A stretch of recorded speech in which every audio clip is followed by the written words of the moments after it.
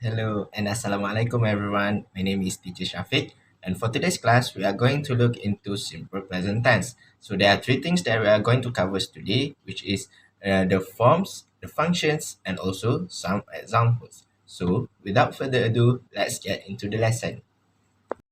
Have you guys ever wondered what are the functions of simple present tense?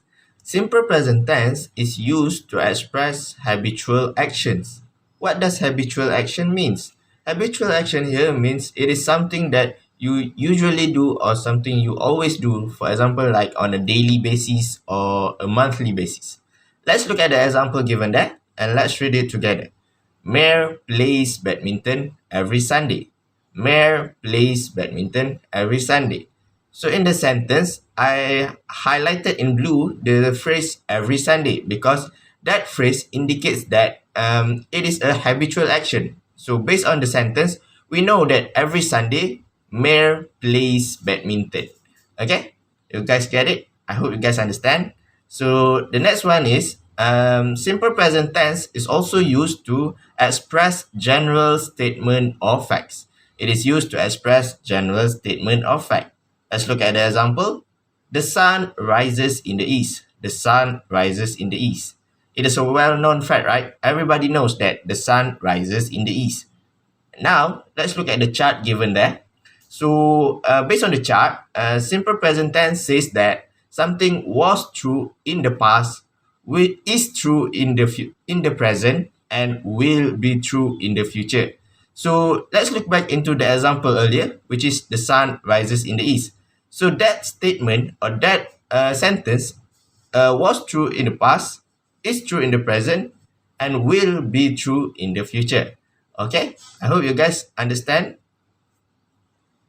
So, we managed to cover the functions of simple present tense.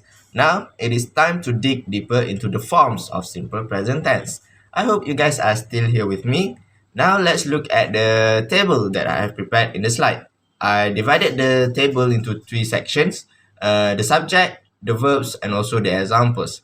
The subject is divided into two, the first person pronoun and third person pronoun. Why? Because the forms for both first person and third persons is different. Okay, first let's look into the first person pronoun. The first person pronoun, I, you, we, and they, must be followed by a verb that is in its root word. Okay? It must be followed by a verb that is in its root word. Let's look at the example given there. I drink coffee every morning. I drink coffee every morning. So I there is a first person pronoun. So the verb that follows it must be in its original form or in its root word. So it becomes drink. I drink coffee every morning. And the phrase every morning in the sentence indicates that it is a habitual actions. Okay, I hope you guys understand so far. Now, let's look into the third person pronoun. The third person pronoun is he, she, and it. So for third person pronoun, the verb that follows it must be added with a final S. It must be added with an S at the end of the verbs. So in the example, it is wear become wears. Okay, let's look at the example. Redha wears baju Melayu every Friday. Redha wears baju Melayu every Friday. So Redha here refers to a he. So he is a third person pronoun. So the verb that follows it must be added with a final S. So it becomes Redha wears baju Melayu every Friday. So the phrase every Friday in the sentence indicates that it is a habitual action, which is why we use simple present tense. Okay? Now, to make sure that you guys understand better, we are going to look into some more examples. First, we are going to look into examples when simple present tense is used to express habitual actions.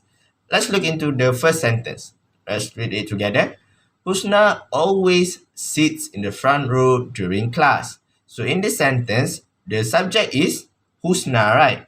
Husna refers to a she, and she is a third person pronoun. So when it comes to third person pronoun, the verb that follows it must be added with an S at the end. So it becomes sits. So the sentence became Usna always sits in the front row during class. And in this sentence, the word always indicates that it is done habitually or it is an habitual action. Okay. So now let's move to the second examples. The Muslim community fasts during the month of Ramadan every year. In the sentence, the Muslim community is the subject, right? And the Muslim community refers to they, and they is a first person pronoun. So when it comes to first person pronoun, the verb that follows it must be in its original form, or it must be in its root word and not added as. Okay, so it becomes fast. And in the sentence, the phrase every year indicates that it is done yearly. So it becomes a habitual actions. So the sentence becomes the Muslim community fasts during the month of Ramadan every year. Now, let's look into the last examples for habitual actions. The traffic flows steadily during the early morning hours every day.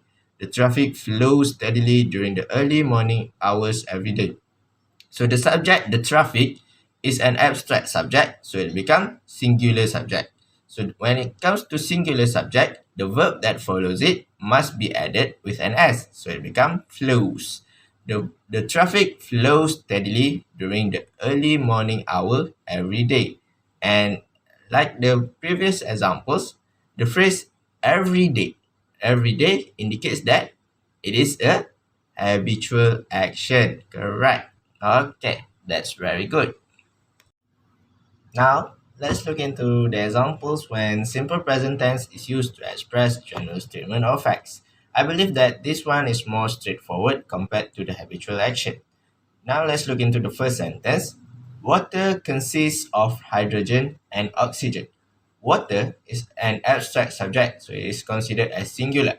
So the verb that follows it must be added with an s. So it becomes water consists of hydrogen and oxygen. Okay. Now let's move into the second examples. The average person breathes 21,600 times a day.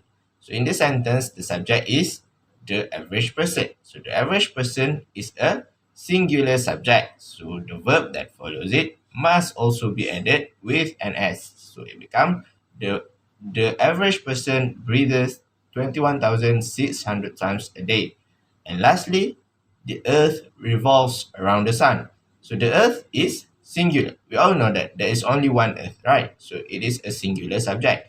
So it becomes the earth revolves around the sun. Okay. So you must remember, whenever you want to give a general statement of facts, you must use simple present tense. Okay. So I think that is all from me for today. I hope you guys gain something from today's lesson. So I hope to meet you guys in the next class, okay? Assalamualaikum.